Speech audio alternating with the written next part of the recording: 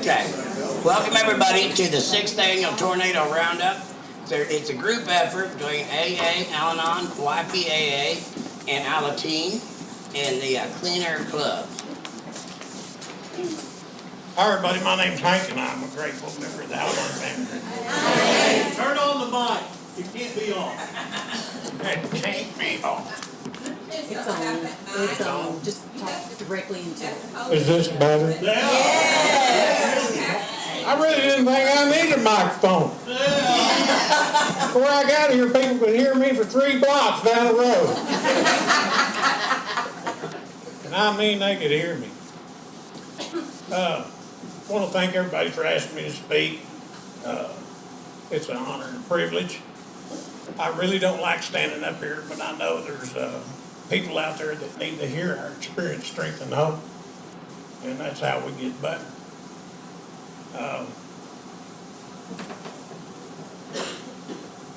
I really don't know where to start except go way back to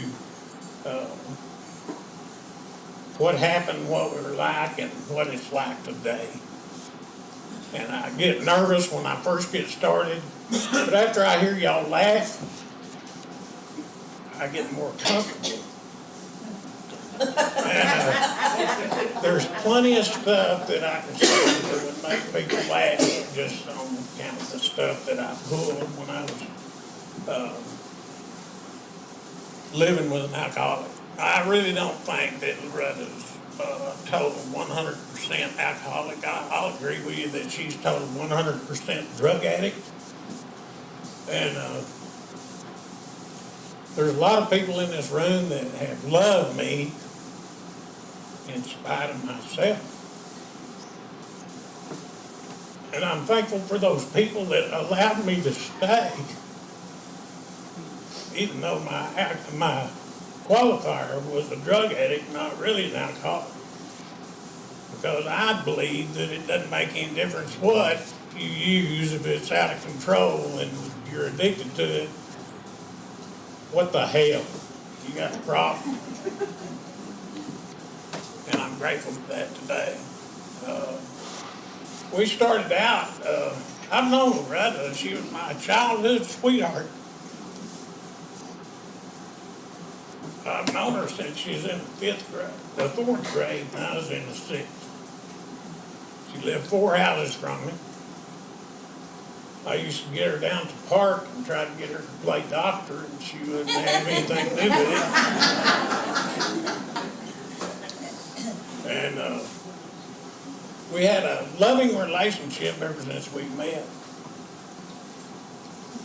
And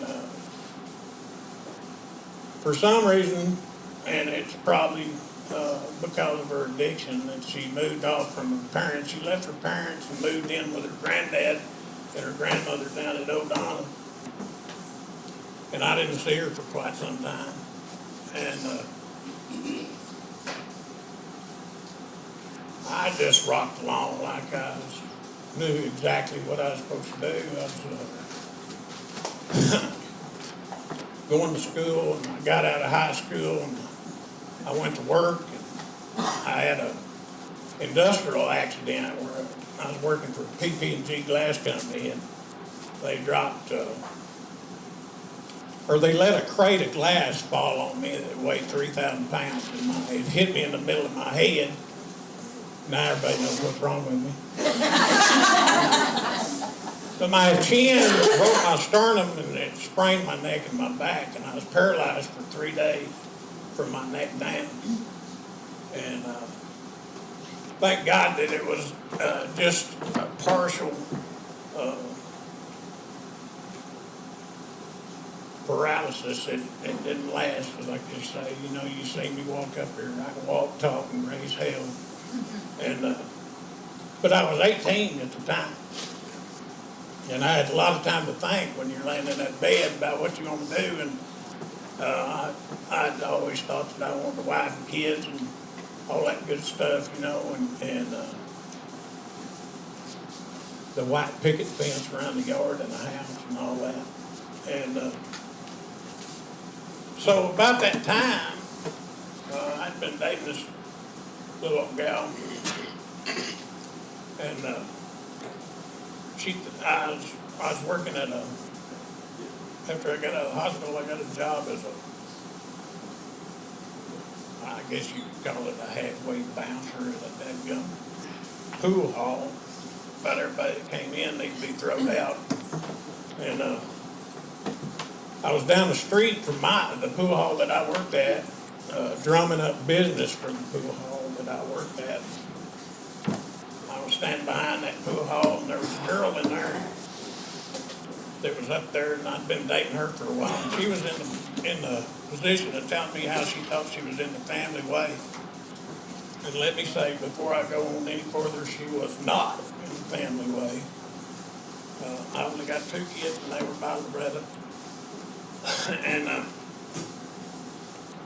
anyway, she was telling me this story about this pregnancy that she thought she had, and I really didn't want to hear that conversation at all, and I was trying to figure out a way to get away from her. And about that time, this car pulls up, and it was Loretta, and she hops out of that car and runs over and hugs my neck, and wants to know what I was doing. And I said, well, me and this girl's talking about how she's pregnant. And she looked right at that old gal, and she said, how far along are you? And that gal said, oh, I'm about 3 months. She said, too bad I'm 6 months. Drug me off into that car.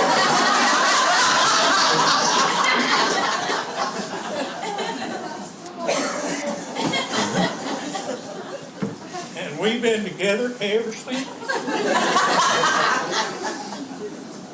And if y'all don't recognize it, that was my hostage story.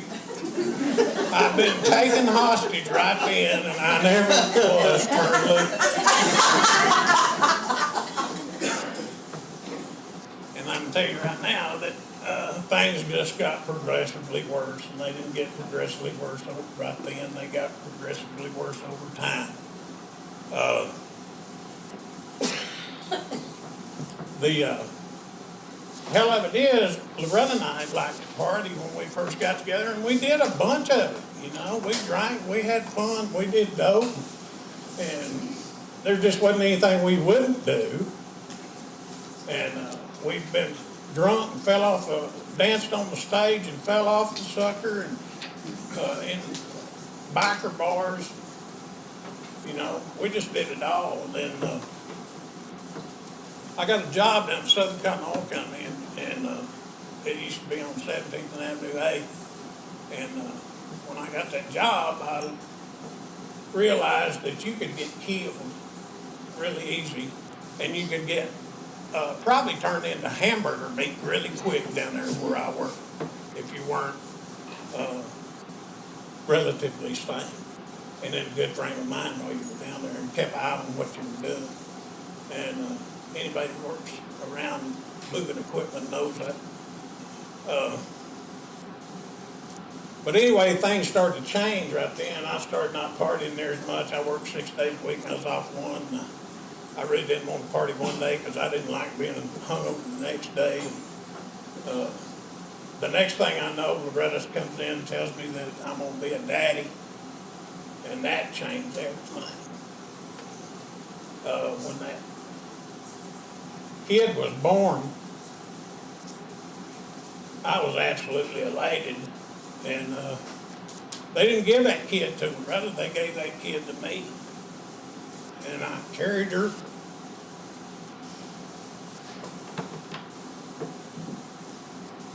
I carried her to the nursery, had her cleaned up, brought her back to Loretta. And I knew that was my responsibility to take care of that kid. And everything changed for me on that day. And I didn't find out till later that that kid was born addicted to whatever Loretta had been taking during that pregnancy. And, you know, that's just part of the disease. It wasn't because she wanted to do that. It was just part, she could not stop it. And I had to deal with that on my own. And we rocked along there and had another little girl, and about the same situation. And, I thought everything was pretty good, you know, and I couldn't make Loretta mind to save my neck. I tried and tried and tried and tried, and she wouldn't mind with the flip. And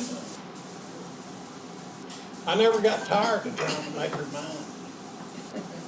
it seemed like that was my job. And I just kept it up for years and years and years. And we rocked along there, you know, and I took where I worked, they came up with a deal that I could go to Mount Vernon, Indiana and work a strike, and I was on salary at the time, and when you work all the time and you're on salary, you don't ever make any more money, you just make your salary, you know. Well, I could go up there and work this strike, and they would pay me my salary for the first 40 hours, and then any overtime that I put in, they would pay me time and a half. And it was my dream to have a house. We rented at the time with them two kids, and I wanted to get a house. And at that time, it was hard to come up with the money to buy a house. So I went up there and worked that strike, and things progressively got worse. And I left Loretta in really good shape. I put a half a beef in the freezer before I left. I gave her $700 and something to put in the bank. I told her there'd be a check in the mail in a few days for about $250, $300, something like that, an insurance check that was supposed to come in. And I said, you get that? That ought to last you long enough till I get home. I was supposed to be up there about 10 weeks. And I could send, after I started getting money, you know, I could send the money home and all that kind of good stuff. And she could go up there and get my check, put it in the bank if she needed to. I hadn't been up there in 3 days. She called me and said she was out of money. And needless to say, I wasn't really happy about that. And I told her, well, that check will be in the mail here in a couple of days. Oh, it already came in, I spent that too. Well, you're just going to have to do without till I get home. Well, I didn't stay up there the full 10 weeks. I stayed there about 5 weeks. And the reason I came home is because Loretta developed diabetes during this time. And when you have diabetes and you're insulin dependent and then you want to do drugs and alcohol, it's not conducive to being in really good health. And you pass out a lot and you fall out a lot, and it scares the bejeebies out of everybody around you. And anyway, I called home from up there, and my daughter was about 3 years old at the time. And she answered the phone, and I talked to her a minute, how you doing, you know, and daddy talk, little girl. I said, put your mama on the phone. I can't wake her up. I said, what do you mean you can't wake her up? She won't talk, Daddy. She's just laying in the bed and she won't say nothing. I said, stick the phone up to her ear. So she did, and I talked to Retta, and I could hear her babbling, but she didn't make any sense. And I got my daughter to give me the phone back or get the phone back to her. And I told her to hang up, and I'd call Granny and Grandpa, and they'd come over and take care of things. And that's what we did. And they went over and got Loretta and took her to the hospital, you know, called the ambulance. I don't even know how they got her there. And they took the kids home. And I don't know about y'all, but my parents seemed like every time they had to watch my kids, it was an obligation that they just really didn't want. And sometimes they were good with it, and sometimes they weren't. That was a resentment that I had to work on a long time before it got ironed out. And but anyway, this doctor that was in charge of Loretta while she was in ICU called me, and he said, you need to get home because she's not going to live through the night. I said, okay. And I'd been through this a lot. You know, I'd been through it a bunch. Loretta used to go to the hospital all the time. And I'd go to those little waiting rooms outside of that ICU room, you know, and that sucker would come out and he'd say, I don't know what to do with her, but I'm going to tell you right now, she ain't going to make it through the night. Well, after you've heard that about 35 times, you get to be really disbelieving of what people tell you, especially doctors. And I would stand there and listen to what those doctors had to say about her not living through the night. Now, when it first happened, I'd go home and cry, you know, and hug them two little girls and I wouldn't say nothing to them about their mama's gonna die or nothing like that, but that's what I'd be thinking in my mind, that I was gonna have to raise these two little girls by myself, because she ain't gonna live. And about the 25th time that you heard that, on to the 35th time, you would look, or I would look at that doctor, and I'd be thinking in my head, you don't know it, but you couldn't kill that sucker. I don't know. That was my friend dog, man, from the word go. She was some kind of friggin' demon. And you couldn't kill her.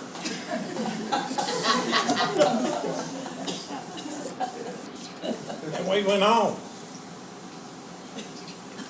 Kids growing up, Loretta getting worse. That half a beef that I put in the icebox, it was gone. Some friend of Loretta's come in and sold all of it to somebody else. Drug money. And I don't know what happened to all the rest of that stuff, and I really didn't care, but I knew the woman that Loretta was in cahoots with, and I persecuted her as far as I could. If I found her anywhere, I'd chase her to see if I could beat the hell out of her. And she would run, and I never caught her. And it was just stuff like that, you know. And everything just kept getting worse and worse and worse and worse. And I didn't know what to do about it. And I'd never heard anything. The only drunk I ever knew in my life was Louie on Gunsmoke. And, I knew a bunch of drunks when I was, you know, growing up, and I hung out with a bunch of drunks. But I never did get involved with them enough to know that they screwed off every damn dime they had. And took people hostage and all that kind of stuff. I didn't know nothing about that kind of stuff. I was a guy that tried to do what his parents told him to do. Go to work, take care of your family, and do the deal. Do the deal. Be a good dad. And really, you need to be a good mom. And she couldn't get it. And we didn't know nothing about alcoholism or anything else, you know. And I took Loretta to the hospital one time, and she had a bad bout with her diabetes. And we met a lady up there that talked to Loretta, and her name was Irene Branch. If you ever met Irene Branch, she had a piece of work right in front of you.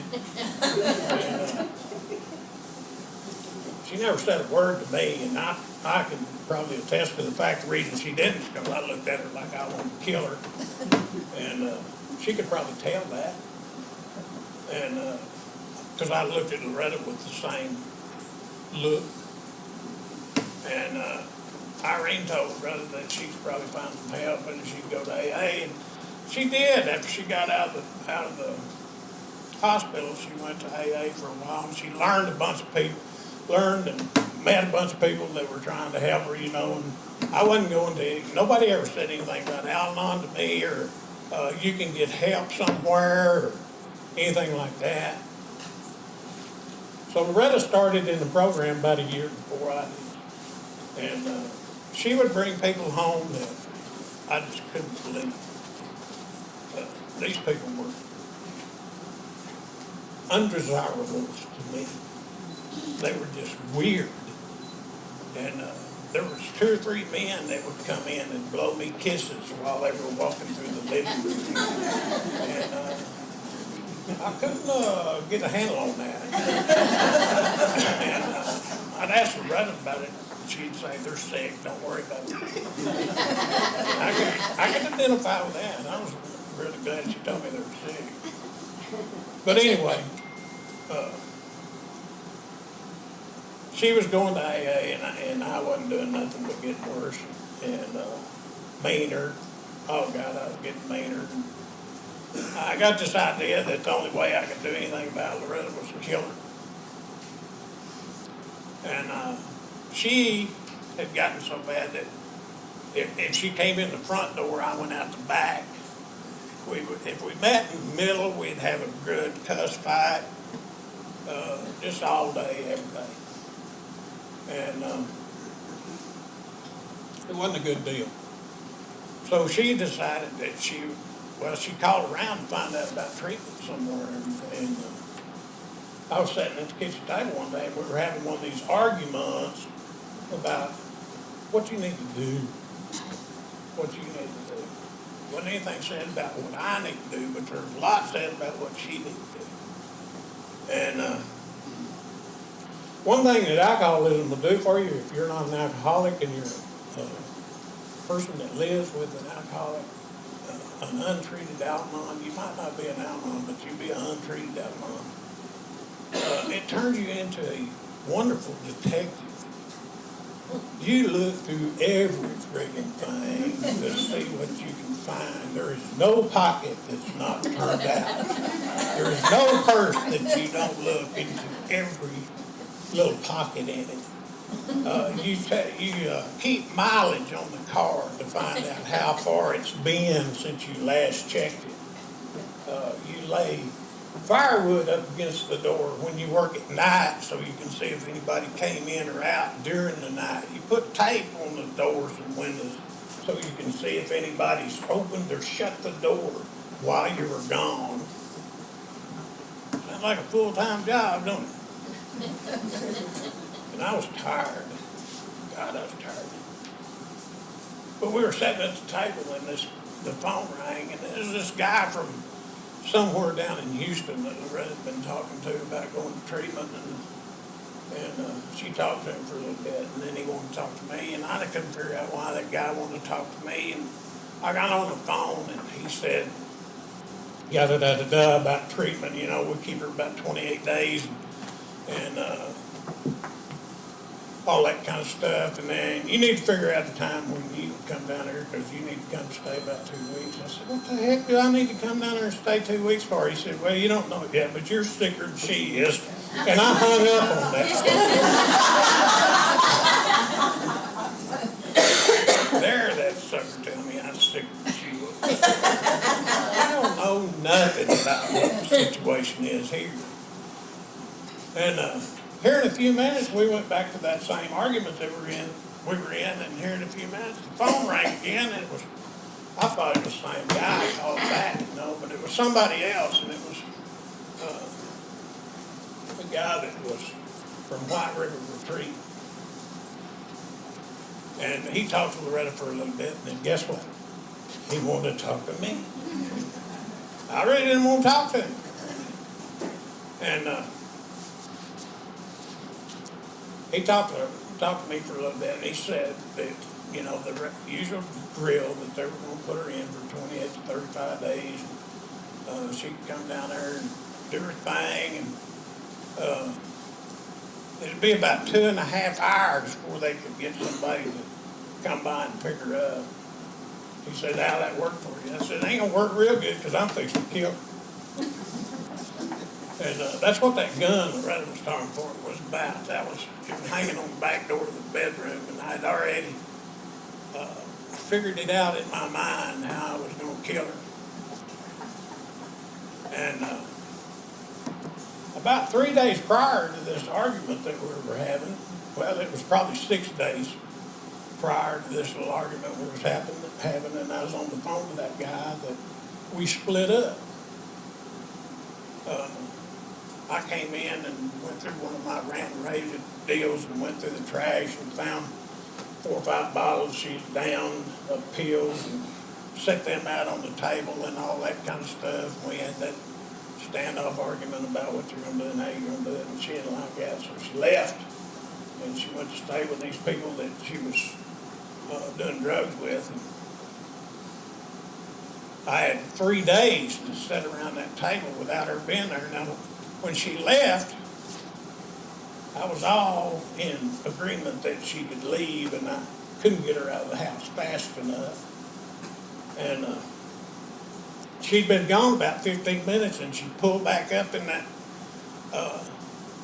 Monte Carlo that we had, red Monte Carlo, right in front of the house, and I was standing in the living room looking at her through this great big picture window that we used to have. It was probably twice as big as 2 of them windows there. And I said, look there. Been gone 15 minutes, can't live without me. already back. I bet she's willing to give in. I bet she's willing to change. If you don't know that, them lines you get on your forehead, that's from looking through them Venetian blinds. See what the going. That's where I got mine. But she came in and she got 3 books that pertain to AA. She got a big book for readers and 12. Turned around and left, went to live with drug connections. And I sat around that table at the house for 3 days trying to figure out how to kill her. Now, if I known anything about Al-Anon, and I could have got 12 Al-Anon jurors, I would have been let off. They would have acquitted me from all that stuff. I'm pretty sure of that. But I didn't know nothing about Al-Anon. I didn't know there was other people that went through this kind of crap. And on the 3rd day that Red left, it was really about the 4th day, I had to go back to work. I'd been telling everybody in the world that I just couldn't work. I had kids to take care of. And we got 2 little girls that's 4 and 5 years old. That's something else for a man of my caliber to keep up with them and see what they're doing and take care of them and feed them and clothe them and all that kind of stuff. And then work at night, take care of a job at night. You know, you go in at 11, get off at 7. You're already wore out because you really don't work at night. You're too busy thinking about what that alcoholic's doing, how they're doing it, and where they're doing it at. So I'm tired. I'm just sick and tired of being sick and tired. But anyway, back to that phone call. I was working as Mr. Mom, and I'd only had that job for about 3 days, and I didn't like it. I wanted to go back to work, and I want somebody at home to do the dishes and the laundry. Because I don't know if y'all know about little girls. They don't wear just one thing a day. They wear 12 things a day. They're all down changing clothes, and they don't never put nothing back where it belongs. They throw it on the floor, or they put it in the laundry hamper. And the bad thing about laundry is you don't never get through the crap. There's always something to do. I don't mind washing dishes. I can get through the dishes. But I hate freaking laundry. And I don't want to do any of it. And I was doing plenty of it. And, but anyway, this guy that was on the phone said, if you bring Loretta down here, why don't you bring her down here? Because, like I told you, it'd be about 2.5 hours before we can get anybody there. You really don't want to kill her. Just bring her down there in treatment. And the plus will be that she has to do her own laundry. And that was the clincher. I throwed her a friggin' bag in the dadgum car, and off we went to White River Retreat. And if you know how to get there from Lubbock, it's left, right, left, right, left, right. And you're there. And by the time we made that last left or right, we were both crying like 2 little babies. We didn't know what was wrong. And like I said, we were just sick and tired of being sick and tired. And I left her in treatment, and I went back to Lubbock. And I don't know about y'all as far as being Al-Anon, but I wanted somewhat place to blame all this stuff that was going on. And I didn't have any place to blame it. So I picked the people that she had been staying with for 3 days that she used to buy drugs from all the time, that I would blame all this stuff, and the wrath of Hank was fixing to be rained down upon them. And it was a neat deal for an Al-Anon. I went over there, raised the cane. I first took the Russ's car down to where I worked and got a guy that I worked with to take me home and get my pickup, because they knew the Russ's car, but they didn't know my pickup. And I went over to where that house was that they sold dope out of, and I was going to shoot it up, and I didn't care if I shot anybody in it. And for some reason, I didn't shoot anybody, but I was mad when I got there, because I'd already figured out I was gonna kick the door in. The freaking door was off the hinges when I got there. I couldn't even kick it that good. So I couldn't have the entrance that I needed to scare the hell out of them people. I wanted them scared. And I went in, there's one guy sitting on the couch, he didn't even know I was there. Another guy was shaking like a dog on trying to, you know what, a peach seed. And there was another guy that was gonna put me back out the door, and I just laid that 357 across his nose. And there was a man and a woman come out of the bedroom, and they said, "What do you need?" I said, "I'm looking for Loretta." They said, "We hadn't seen her." I said, "Well, this is the last place I know she was, and if y'all don't hurry up and find her, I'm fixing to let the police know that this is the last place I saw her." But I don't know about y'all, it sounds sick to me. I knew exactly where she was. She was in treatment. But they didn't know that. And I wanted them to hurt as bad as I did, and the only way I could think of to do that was make them think that they were in trouble about Loretta's whereabouts. And I left, and I went home, and evidently Loretta had gotten worried about me after she got in treatment and called a friend of hers that I had met when she was going to AA meetings, and this lady came by and talked to me on the Thursday night. And I just left that place, you know, and I went home and picked up the girls from my brother's house and went home and fed them supper, and this lady come by and she talked to me a little bit, and I don't remember what she said about anything, but she did say that, and the part that I remember is that there was a place down on 34th Street, and if you'll go there tomorrow night at 8 o'clock, they have a meeting that I think you can get some help at. And I said, "Okay, I'll go." And she told me on the way out the door, said, "I'll meet you there about 8 o'clock, and that way you'll know somebody in the room." I said, "Okay." Well, I don't know about y'all, but I'm kind of weird in that aspect that I gave somebody my word that I would do something that I really friggin' didn't want to do. And I know in my heart that I don't want to do this. I don't want to go to that meeting.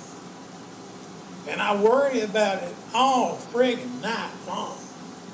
I don't get any sleep. I'm still worried about this friggin' meeting. And it ain't till 8 o'clock Friday night. It's already midnight Thursday night, and I'm worried about this meeting. And all I have to do is don't go. But for some reason, I worry about it all night the next day. And I get up and go to that meeting.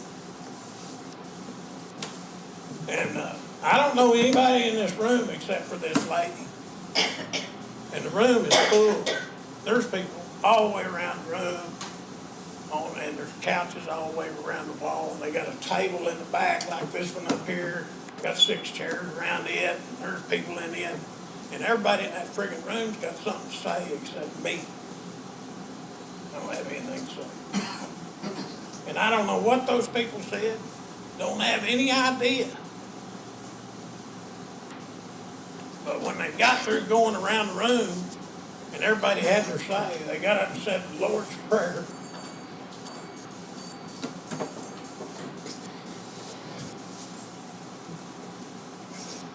And I knew I was at home. For some reason, whatever that prayer did, I felt it in my heart. And I'll never forget that feeling. And it was probably the first time I'd ever felt with my heart in a long time. Probably since I was a little kid. But that was in 1983. And I've been going down on everything because of that.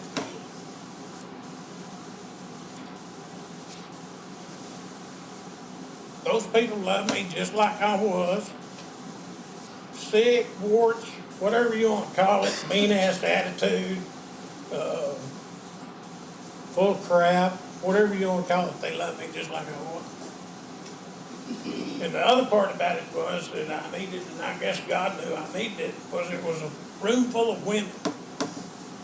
There wasn't any men there. When I went to Al-Anon, there wasn't any men when I first started. Thank God there's men today. We even have a men's meeting here in town that's doing really well.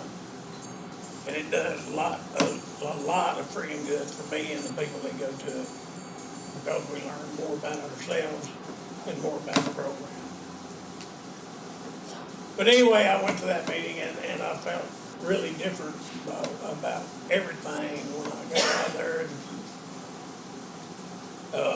I still wasn't well by any means. I still had to go to meetings on a regular basis. I was really sick because I didn't know there were other meetings. I didn't have sense enough to know that if I'd asked somebody, they'd have told me I could go somewhere else. I just went to that one meeting on Friday night for a friggin' year.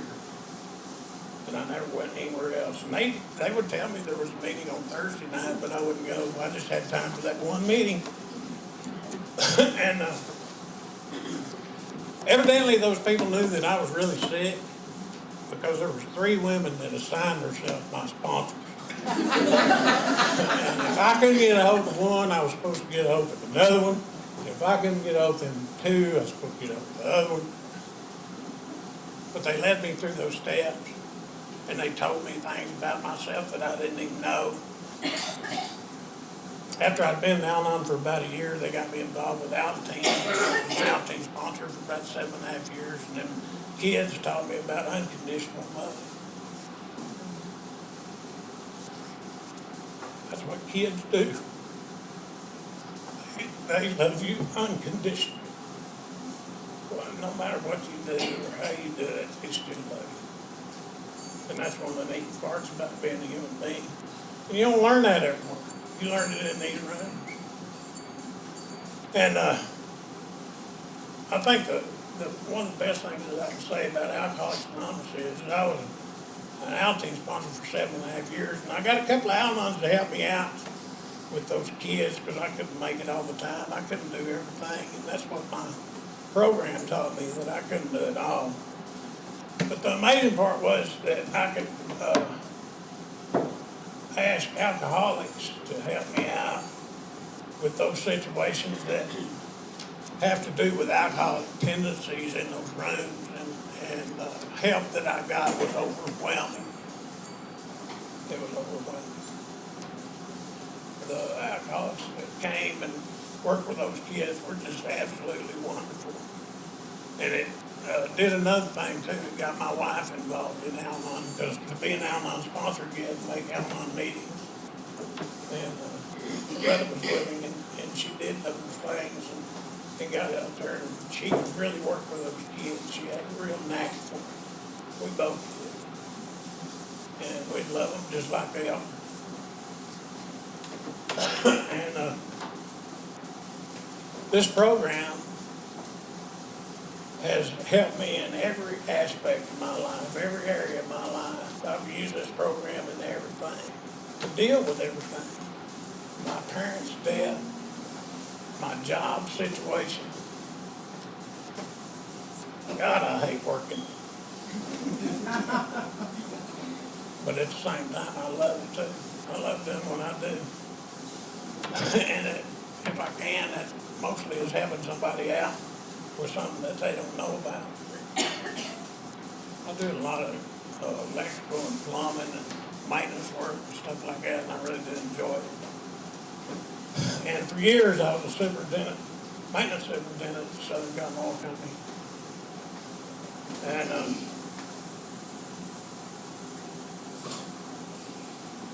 Loretta told me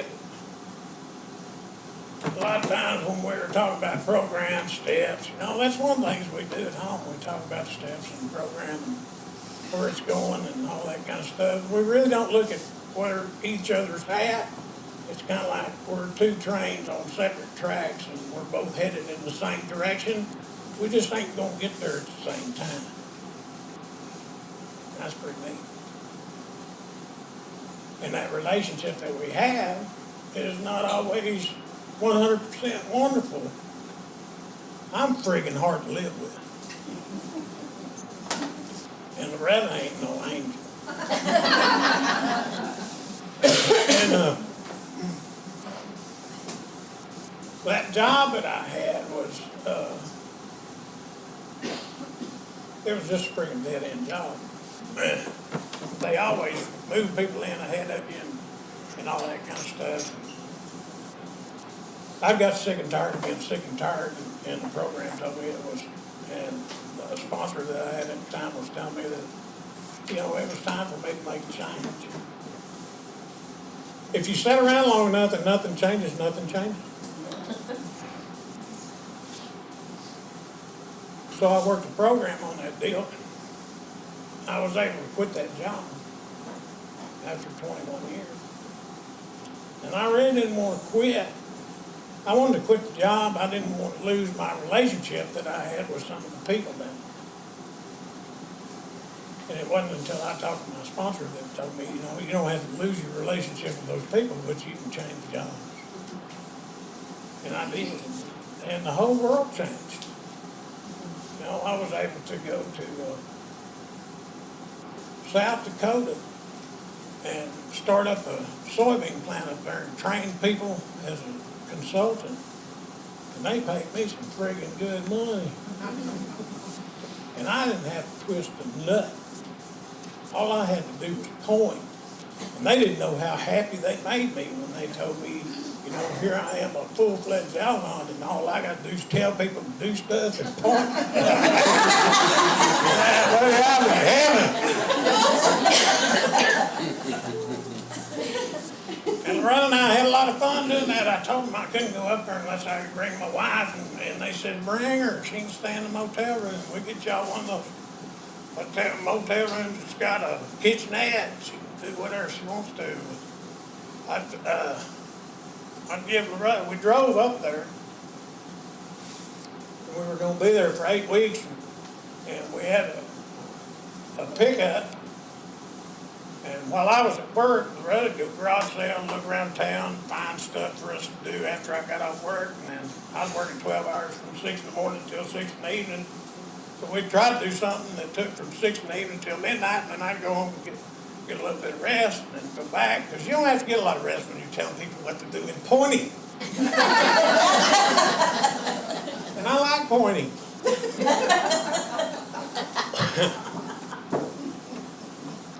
And we had a lot of fun, and we'd go to a place called Flandreau, and we could gamble in Flandreau, and we could eat steak and lobster for $2.99 a plate. On some nights they had a buffet that was $2.99 a plate. Where can you go to have more fun than that? We'd go to AA meetings and Al-Anon meetings up there. Them people were weird. They didn't do it right. I tried to show them how to do it. They didn't like me trying to show them how to do it. But they did like me to read. They loved for me to read because they loved my accent. And I told them I don't have an accent. Y'all do. Texans don't have accents. We talk like this normally. Y'all should learn. It's really unique. But if it wasn't for Al-Anon and AA, I wouldn't have been able to quit that job. I would have stayed there and been miserable all that time. And I wouldn't have known the freedom that I could have had doing something else somewhere else.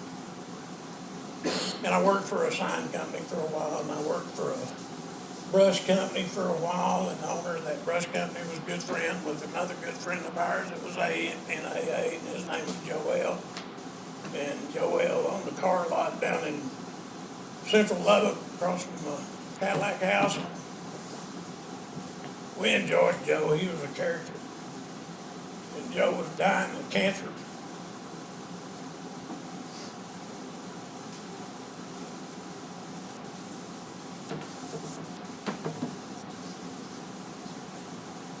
And we lost a good friend. And we lost a lot of good friends that were in the program that we learned to love and appreciate, and they taught us so much. And Joe used to tickle me because he'd look at me sitting across from him at the breakfast table, and Loretta'd be out running errands or something for him. And we went in and lived with Joe until he died and took care of him.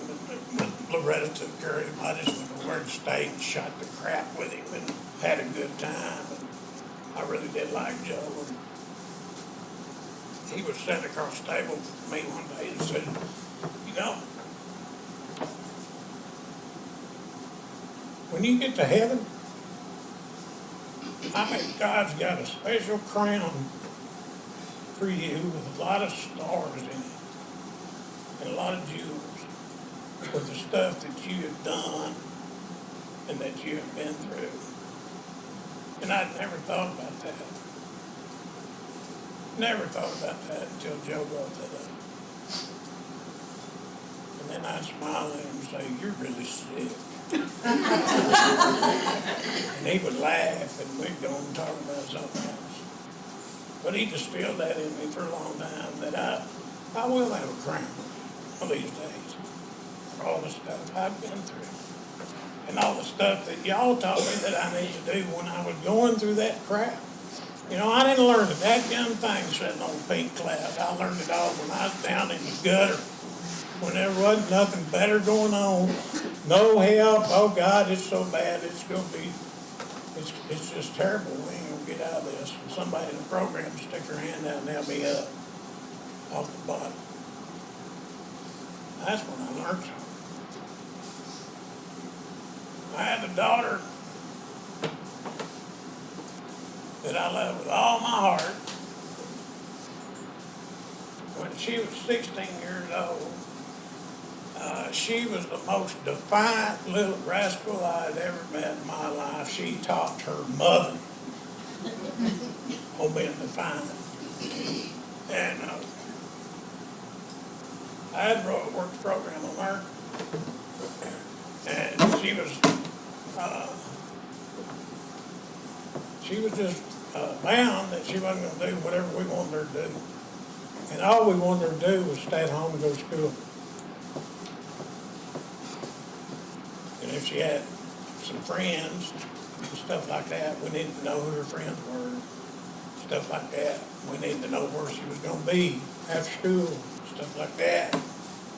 And and still today, she is so smart, it ain't even funny. Kid's got something like 145 IQ.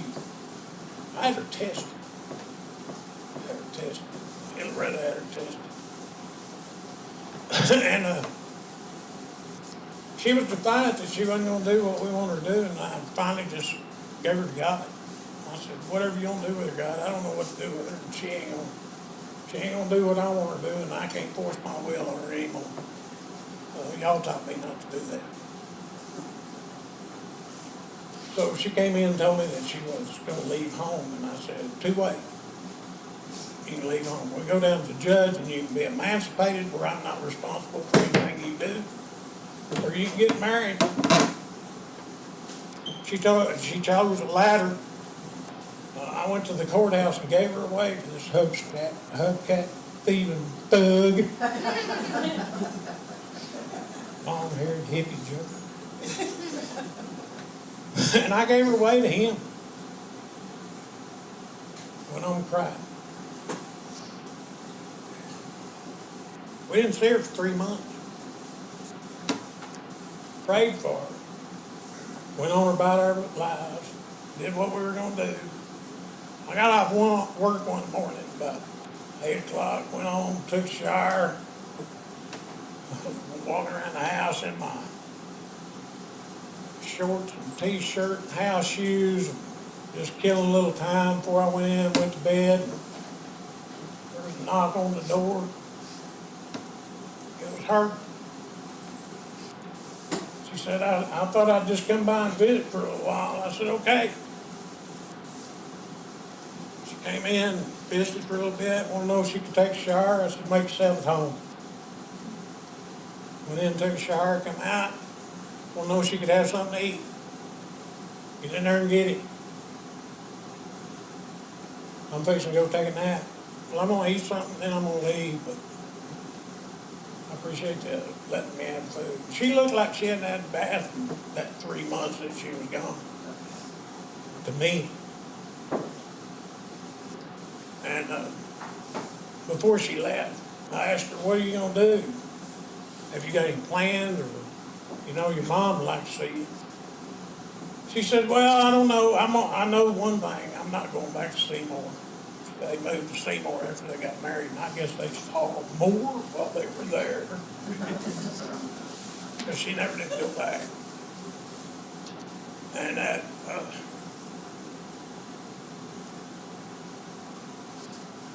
that Stephen Doug, he's a pretty good old boy. My Al-Anon birthday is September 30th, 1983, and my daughter got married on September the 29th. So I don't have any problem remembering her anniversary right before my birthday now, Mom. And this last September 29th, they'd been married 22 years. I wouldn't have gave you 2 minutes for either one of them. But that wasn't in my plan. That was in God's plan. And that's what I got out of that deal, was seeing a nice, well-leveled marriage between two people that I didn't have to do nothing about. It just did itself. And God showed me that. You know, I've often said that I learned to feel in Al-Anon with my heart, not my head. My head got me in so much trouble it ain't even funny. And my heart has always led me to what the truth was. And that's what I needed to hear, was the truth. I still have problems today. I still, I don't think however long you've been in here, or at least for me, I still fight tooth and nail about change. I friggin' hate change. Because I'm comfortable in that situation that I'm in, and I don't want it to stop. And if I change, that means I have to change something. And I still live in a situation where alcohol is a factor in my life. You know, Loretta didn't get sober all one day. Shit, it took her a long friggin' time. And it took a lot of friggin' Al-Anon meetings for me to accept the fact that she just wasn't going to get sober. And the last time we had that little deal, I was right back in there trying to fix the situation. You know, she told me that she was in trouble again, and she hadn't been sober in a long time. She's eating a friggin' pills and I knew nothing. And I didn't say nothing about it. But you could tell by my attitude that everything in the home wasn't right. And I'd go to meetings and tell them, you know, there's not any sobriety in my house. My wife says there is, but you can tell by looking at her eyes, there ain't nobody at home. I can see in somebody's eyes that's sober, and I can see that sobriety. And I can see somebody that's messed up. I'm an authority at looking at people that's messed up. And, but anyway, when she came in and said that she was looking for somebody to help her, she'd looked a couple of years before, and they took her up at Plainview, and I was surprised that they took her because with all her medical problems, they didn't want the liability of taking care of her, being in treatment, and I can understand that. I can understand it because she was a mess, and I can see old Dwayne shaking his head. He knows. He lived most of that with us. But anyway, she was in this deal one more time of trying to get sober. And I was in the deal one more time trying to find someplace to put her. And I was calling people on the phone, finding out if I could find a place. I needed a treatment center that was not normal. You know, I wanted a treatment center that didn't do the 25 to 35 days. I want somebody to keep her for 2 years. Can we have some assisted living here? And I really wasn't mad at it, brother. I was mad at the disease. I was mad about me and my reaction to it. And that's why I have to keep going down. My reaction to things, I don't know about y'all, but I can go from 0 to shit ass in about 30 seconds. And I don't mean to say that just for being cussing or anything. I was in an AA meeting one time and a guy said that I was having a hard time with one day at a time. This guy that was speaking said that if you keep one foot in yesterday, one foot in tomorrow, you're just whizzing all over today. And I could understand that. So a lot of times we have to talk like that because people that are just coming in really understand what we're talking about. And I want people to understand what I'm talking about. That this is a disease and it needs to be arrested. And I still do with stuff that has to do with the deal. My son-in-law's an alcoholic, and I ain't got time to tell y'all about all his escapades, but it's funnier than hell. I call him the pit master because he's the only guy I know that can start a fire in a barbecue pit and cook your own face. And there isn't anything that you can do that would tell you that alcohol has some form of problem to cause that situation. And my oldest daughter is going to Al-Anon. Wonderful, love it. You know, she needs it. I need to let her do it, and I need to keep my hands off it. And basically, if I can keep my hands off of them, that's what I need to do, is keep my hands off of them. You know, I stood up here and told you what was going on and how it's going on. I still make meetings. I still call my sponsor.